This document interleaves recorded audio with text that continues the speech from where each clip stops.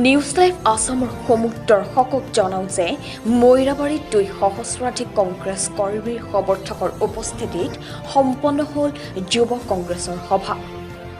শাসক দলক কঠোৰ সমালোচনা প্ৰাক্তন মন্ত্ৰী ৰকিবুল হুছেইনৰ। ঢিং সমষ্টি যুৱ কংগ্ৰেছৰ উদ্যোগত মৈৰাবাৰী মাৰ্কাছ ঈদগাহ মাঠত বিয়লি 3 বজাত ঢিং সমষ্টি যুৱ কংগ্ৰেছৰ সভাপতি ইমদাদুল ইছলামৰ সভাপতিত্বত 2 সহস্ৰাধিক কংগ্ৰেছ কৰ্মীৰ সমৰ্থকৰ উপস্থিতিত এখন দলীয় সভা অনুষ্ঠিত হৈ যায়।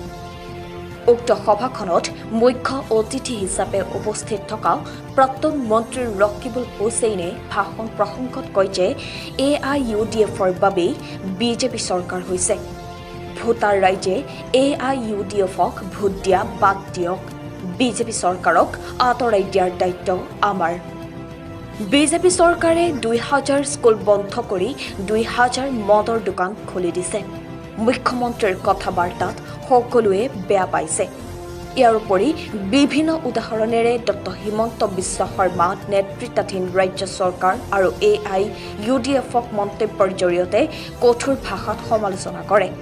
ঢিং সমষ্টি যুৱ কংগ্ৰেছে আয়োজন কৰা এই সভাখনত লাহৰীঘাট সমষ্টিৰ বিধায়ক আসিফ নাজাৰ, ৰাজ্যিক যুৱ কংগ্ৰেছৰ সম্পাদক তৌফিক চৌধুৰী, যুৱ নেতা শ্বৰীফ উদ্দিনে চমু বক্তব্য ৰাখে।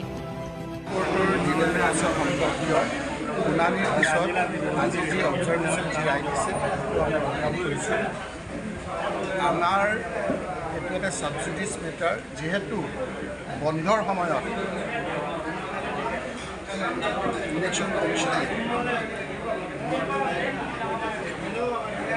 ড্ৰাফ্ট ৰুল পাব্লিছ কৰি দিছে আৰু আমাৰ ডিলিমিটেশ্যন একমতে এবাৰ ড্ৰাফ্ট ৰুল হোৱাৰ পিছত কোৰ্টে ইণ্টাৰফেয়াৰ কৰিব নোৱাৰে। সেইকাৰণে বন্ধৰ সময়ত যেতিয়া কেছটো গৈছিলে সুপ্ৰিম কোৰ্টত, বন্ধৰ সময়ত ততাতৈয়াকৈ আমাৰ ডিলিমিটেশ্যনৰ ড্ৰাফ্ট ৰুলটো পাব্লিছ কৰি দিয়াৰ কাৰণে কোৰ্টে কৈছে যে আমি বৰ্তমান প্ৰচেছটোত আমি ইণ্টাৰফেয়াৰ নকৰোঁ, যদিও তাত যিটো মেথডলজি লৈছে ডেনচিটিৰ কাৰণে, সেই কথাখিনি আমাৰ উকিলে যেতিয়া আনকনষ্টিটিউচন বুলি কৈছে, কনষ্টিটিউচনেল বুলি কৈছে, তেতিয়া এই কথাখিনি ভালকৈ বুজিছে আৰু এই ক্ষেত্ৰত তেওঁলোকক ন'টিছ কৰিছে, চেণ্ট্ৰেল গভৰ্ণমেণ্টক ন'টিছ কৰিছে, DCIক ন'টিছ কৰিছে আৰু এই ক্ষেত্ৰত যদি ইকুৱেল ডিষ্ট্ৰিবিউশ্যন যদি নহয় পেলাই তেওঁলোকে যদি ততাতৈয়াকৈ যিদৰে ABC কেটেগৰী কৰি কনষ্টিটিউশ্যন নথকা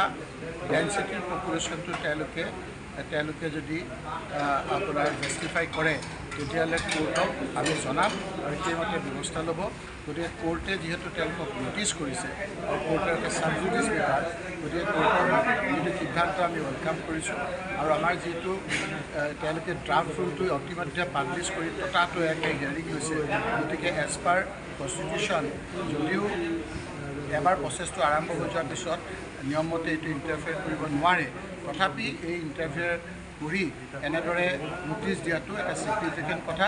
গতিকে ইয়াত যে আহুৱা আছে। মৈৰাবাৰীৰ পৰা নছিদুৰ ৰহমানৰ ৰিপৰ্ট, নিউজ লাইভ।